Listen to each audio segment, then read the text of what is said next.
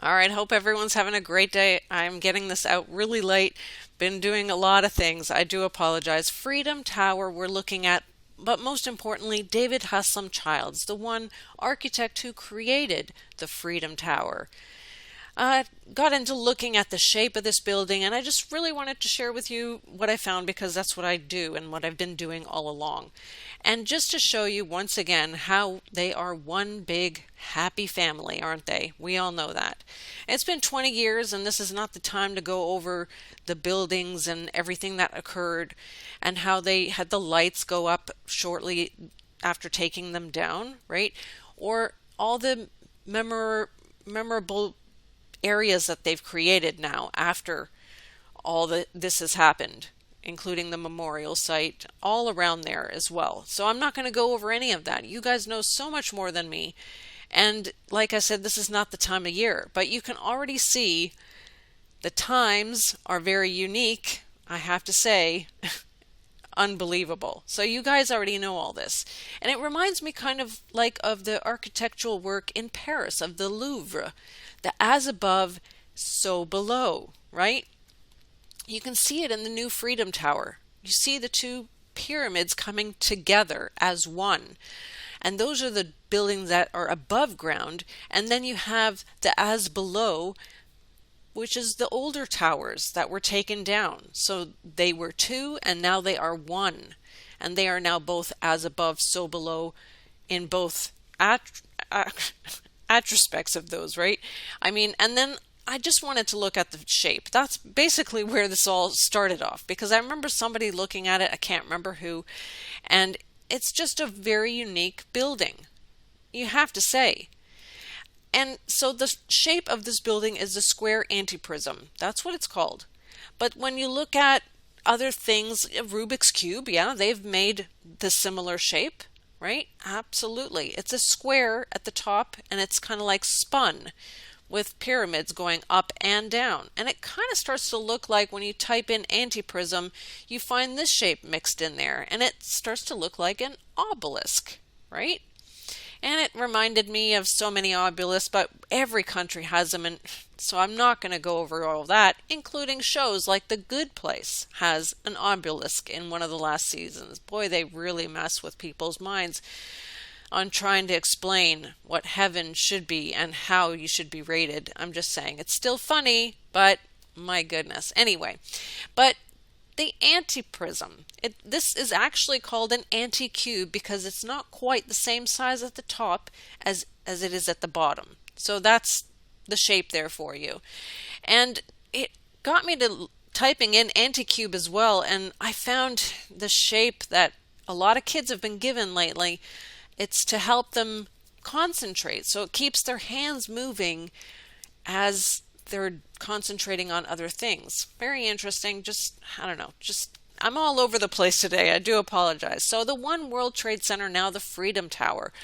The architect, David Haslam Childs, he kept his mother's maiden name, which is very bizarre unless you are someone important, right? Okay. So he's written various things, built various buildings, including the Burj Khalifa and Willis Tower, which is also known as the Sears Tower. That Khalifa building, when you look at the shape of it, very interesting. You can see exactly where his mind is at, and you can see as above, so below, even just in that shape alone. I just have to say, he's also built the Embassy of the United States of America in Ottawa and One Worldwide Plaza. All right. So anyway, he works for the SOM, Skidmore, Owens and Merrill, who's also now designing the Walt Disney headquarters. It should be complete in 2023. So it's clear who these people are, right? I'm just making it very known, just in case you are not aware. Right? And he graduated from Yale University. Ah, yes. And some Yale alumni. Oh, you can look at the listed names there, but one that stands out to me is Eero Saarinen. Yes, and I've looked at Eero Saarinen before. He's the creator of the MIT Chapel, by the way, showing his one-eye symbolism just a little bit there, but I have a video on him anyway, so you can take a look. And he helped create the John F. Kennedy Airport. And Mr. Childs was over the arrivals area. So they most likely knew each other. My video, remind me if I forget to share it, that's what it looks like. Has a lot of interesting on his arch symbolism.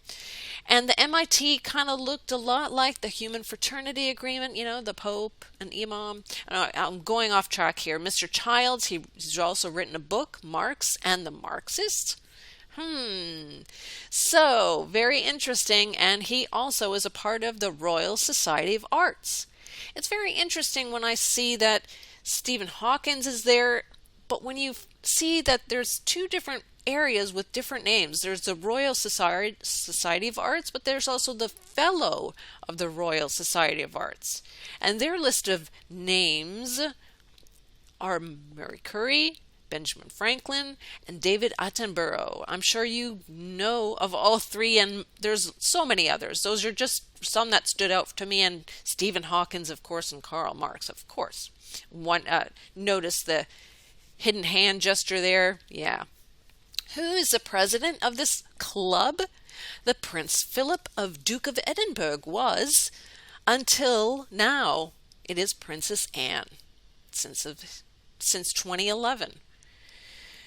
Interesting. Mr. Childs also received an Order of Merit of the Federal Republic of Germany. So a lot of same things that we see with all the other group and club members, right? And there he is wearing that cross, the red cross. And all I can say is they're all connected, just like one massive spider web. Even though they say weaving spiders come not here. That's exactly what they are. That's exactly who they are. And when you look at anti-prisms, these are just a few of the symbols that also might show up. Notice anything? I'm sure you guys do. I'm just saying they are one big spider web, and that's a grand anti-prism.